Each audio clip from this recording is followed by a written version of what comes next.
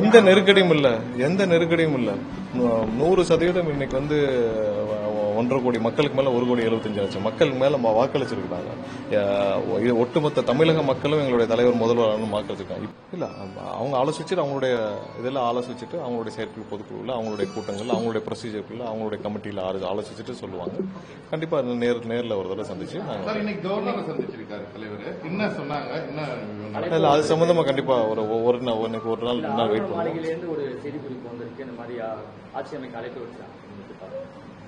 இல்ல ஒரு நாள் வெயிட் பண்ணுவோம். வெயிட் பண்ணிட்டு அது சம்பந்தமா நாங்க டீடைலா சொல்லுவோம்.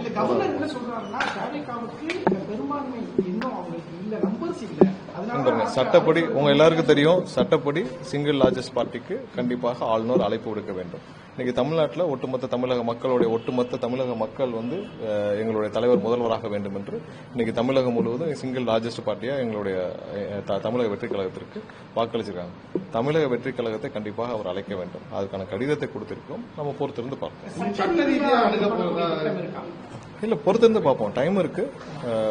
நேற்று கொடுத்திருக்கோம். இன்னைக்கு காலையில திரும்பவும் அது சம்பந்தமாக சிங்கிள் லார்ஜஸ்ட் பார்ட்டியா தமிழக வெற்றி கழகத்தை கண்டிப்பாக அழைக்க வேண்டும்.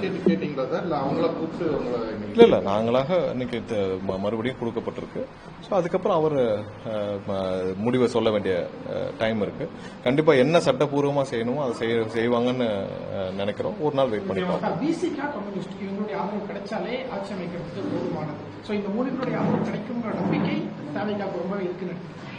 இல்ல அது கண்டிப்பா எங்களுடைய ஆதரவுகளை கோரி இருக்கிறோம். கண்டிப்பா அவங்களும் அதை ஆலோசிச்சுட்டு முடிவு சொல்லுவாங்க. அதே மாதிரி ஐயுஎம்எல்க்கு வந்து அழைப்பு கொடுத்திருக்கீங்களா? கொடுத்திருக்காங்க. ஐயுஎம்எல்க்கு கண்டிப்பா கொடுத்திருக்கிறோம். நேர்லயும் அழைப்பு கொடுக்கப்பட்டுள்ளது. கண்டிப்பா அவங்க என்ன சொல்றாங்கன்னு பார்ப்போம்.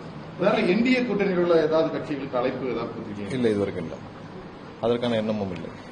இப்போ ஆதரவு கூடியவங்க அமைச்சரவை பதவி கூட எதிர்பார்ப்பாங்க. அதெல்லாம் நம்ம எப்படி முடிவு பண்ண போறோம்? இல்ல ஆதரவு வரட்டும். அதுக்கான ஏற்கனவே சொல்லியாச்சு. அதுல ஆட்சியிலும் பங்கு அதிகாரத்திலும் பங்குன்னு எங்க தலைவர் வந்து முதல் மாநாட்டிலே சொல்லிட்டார். அனைவருக்கும் கண்டிப்பாக ஆட்சியில் பங்கு, அதுல அவங்களுடைய பார்ட்டிசிபேஷன் எல்லாம் இருக்கணும்ன்றதான் எங்களுடைய எண்ணம். அதுதான் வந்து ஒரு ஜனநாயகத்திற்கு எல்லாருக்கும். ஏன்னா அவர்களுக்கும் ஒவ்வொரு கட்சிக்கும் அந்த கட்சியிற்கு பொதுமக்கள் வாக்களிச்சிருக்காங்க. அவங்களும் அவங்களுடைய கொள்கையை நிறைவேற்றத்துக்கு ஆட்சியிலும் அதிகாரத்திலும் பங்கு இருந்தால் தான் அதை செய்ய முடியும். அதுல எங்களுடைய தலைவர் ஏற்கனவே வந்து முதல் மாநாட்டில் அதை சொல்லியிருக்கிறார். எல்லா கட்சிக்கும் அவங்களுடைய கொள்கையில அவங்க மக்களுக்கு செய்ய வேண்டிய பணியில ஆட்சியிலும் அதிகாரத்திலும் பங்கு இருந்தால் தான் செய்ய முடியும். அதற்கான பங்கீடு இருக்குன்றதுல முதல் மாநாட்டிலே சொல்லிட்டார். சோ அதுல எந்த மாற்று கருத்தும் இருக்காது.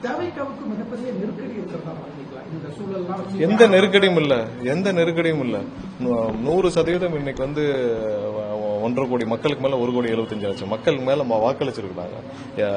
இது ஒட்டுமொத்த தமிழக மக்களும் எங்களுடைய தலைவர் முதல்வர் வாக்களிச்சிருக்காங்க. இப்படி ஒரு தேர்தல் இதுவரை நீங்கள் பார்க்காத ஒரு தேர்தல் ஒரு வருஷம் சொல்லிட்டு இருக்கோம்.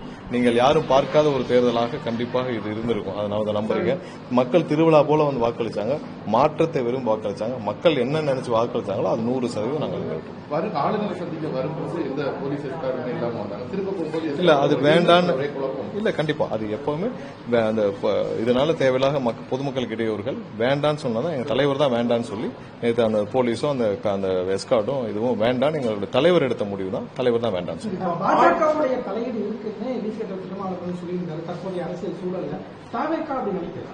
பாருங்க. எந்த சூழ்நிலையும் நீங்க பாத்துருப்பீங்க என்ன நடந்துட்டு இருக்குன்னு.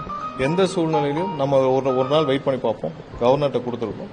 என்ன வருதோ நம்ம வெயிட் பண்ணி பார்ப்போம். அதனால ஒண்ணும் இல்ல. ஒரு நாள் நேற்று தான் கொடுத்துருக்கோம். இன்னைக்கு ஒரு நாள் இருக்கு. சட்டப்படி என்ன செய்யணுமோ அதை கவர்னர் செய்வார்னு நினைப்போம். செய்யலன்னா அதுக்கு அடுத்த முடிவுகள் என்ன செய்யணும்.